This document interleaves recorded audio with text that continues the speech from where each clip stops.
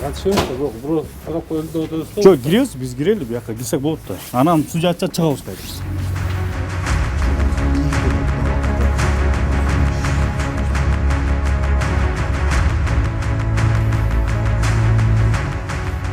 Минустун иши боюнча иликтөөнүн соттук процесси болду. Бүгүн судья чечим алды, аны үй камагына чыгарылды. Иш болсо кайрадан прокуратурага кайрадан териштирүүгө жөнөтүлдү да.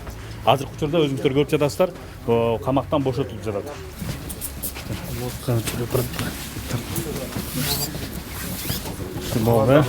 Салам алейкумдер.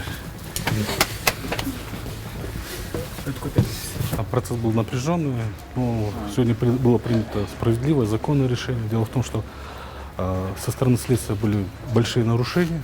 Эти нарушения мы предоставили, мы обращались с жалобами, но прокуратура никак не реагировала. Но сегодня суд отреагировал и правильно принял решение, вернул материал уголовного дела на доследование. Мы очень благодарны судебной системе. И отпустили под домашний арест. Сейчас мы думаем, что, скорее всего, следствие пойдет объективно и уже будет качественно, правильно расследование.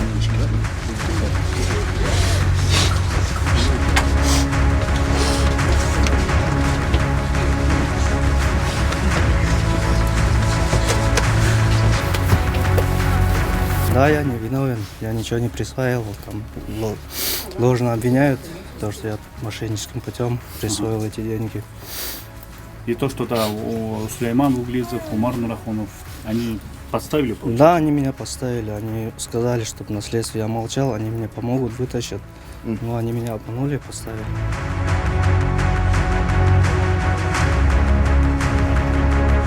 С вашей помощью, с журналисткой, с адвокатом, всем рахмат большой, иншаллах. Пусть Аллах вознаградит всех, иншаллах, хорошим. Очень рад я. Спасибо всем. Рахмат. Справедливость работает.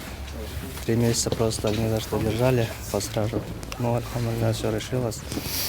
В стране изменение идет, закон начал работать у нас. Поэтому я уверен, будет еще. И вам тоже большое спасибо за то, что вот показали всему Кыргызстану, какая у нас тут беспредел идет, несправедливость. Большое вам спасибо тоже.